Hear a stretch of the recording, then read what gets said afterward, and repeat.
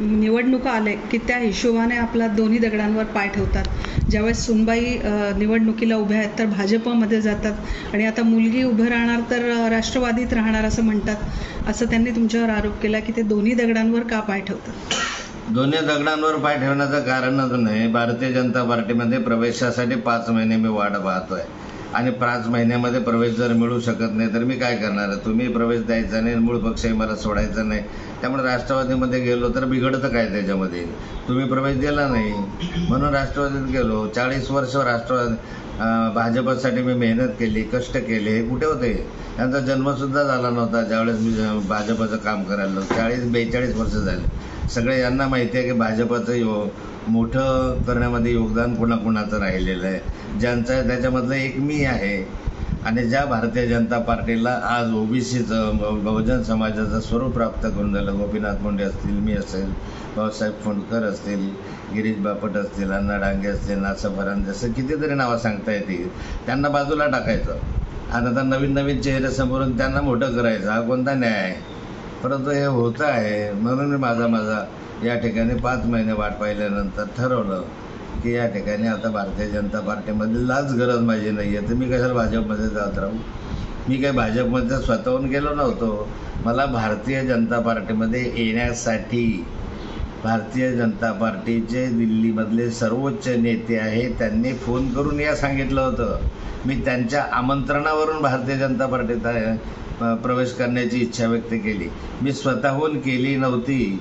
मी राष्ट्रवादीमध्येच होतो, काही अडचणी आहेत, त्या अडचणीच्या संदर्भामधला माझी चर्चा वरिष्ठांची झाली होती आणि त्यांनी स्वतःहून आवाहन केल्यामुळे मी आलो। मी स्वतःहून विनंती भाजपला केलेली नव्हती। आता सुद्धा आपण संपर्कात आहात का भाजपमध्ये वरिष्ठांशी? आता सुद्धा संपर्कात आहात का? आता रिसेंटली आपलं काही त्या संदर्भात बोलणं झालंय का? नाही, आता अलीकडे तर माझा काही संपर्क वरिष्ठांशी नाही।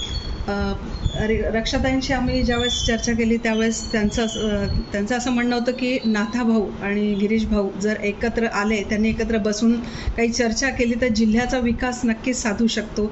आपली काय प्रतिक्रिया या संदर्भामध्ये? आता रक्षाताईंची ती इच्छा आहे, शेवटी रक्षाताईची नेहमीच मोहाळ भूमिका राहिलेली आहे, त्यामुळे तडजोडीच्या भूमिकेतनं त्यांनी ते स्टेटमेंट केलं असावं। अशा पद्धतीची संधी जर आली की तुम्हाला 2 जण बसलात तर नेमकं तुमची काय प्रतिक्रिया असेल यामध्ये? नाही, मला वाटतं आजीबाईला मिशा असत्या तर असा हा प्रश्न आहे। हो, त्यांनी एक असं म्हटलेलं आहे की आपल्याला एक ज्या पद्धतीने जसं आपण म्हटलं की अमित शहाच्या उपस्थितीत आपला प्रवेश झालेला आहे। अमित शहाच्या झालेला प्रवेश बस हिंदी घेऊया आपण, एकच मिनिट बोला। भाऊ, गिरीश महाजनांनी आरोप केलेले आहे की अनिल देशमुख ज्यांनी आता CBIच्या चौकशीमध्ये सगळं उघडकीस आलं आहे असं गिरीश महाजनांचं म्हणणं आहे की एकनाथराव खडसे शरद पवारांना फोन करत होते आणि पुन्हा माझ्यावर गुन्हा दाखल करण्यासाठी दबाव टाकला जात होता, अशा पद्धतीचा त्यांनी आरोप केला आहे। त्या तत्कालीन SP मुंडे यांच्यावर सुद्धा त्यावेळेस दबाव टाकून मोका लावण्यात आला, मला चुकीच्या पद्धतीने मला आणि कार्यकर्त्यांना फसवण्यात आलं आणि त्यात तुमचा सुद्धा मोठा रोल होता असं त्यांचं म्हणणं आहे। गिरीश महाजन म्हणतात की अनिल देशमुखांनी मला सांगितलं की एकनाथ खडसे माझ्यावर दबाव आणत होते। हे राजकीय स्टंटबाजी आहे। अनिल देशमुखांनी तुम्हाला सांगितलं, पण अनिल देशमुखांनी मला वेगळंच सांगितलं होतं गिरीश महाजनांबरोबर। हे पुरावे आहे का? अनिल देशमुखांनी जर असं म्हणायचं असेल तर त्याने मोकळेपणे मीडियासमोर येऊन सांगावं की नाथाभाऊ माझ्यावर दबाव आणत होते।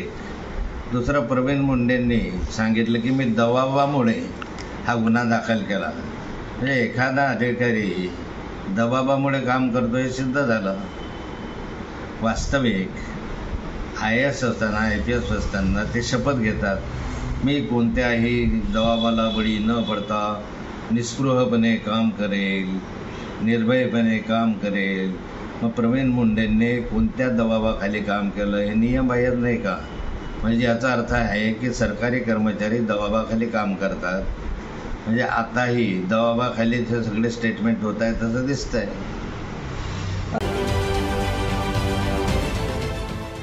देश विदेशातील प्रत्येक घडामोडींचे लाईव्ह अपडेट मिळवण्यासाठी आता साम टीव्हीच्या सर्व सोशल मीडिया प्लॅटफॉर्मला लाईक, फॉलो आणि सबस्क्राईब करा। तसंच सर्व नोटिफिकेशनसाठी बेल आयकॉन प्रेस करायला विसरू नका।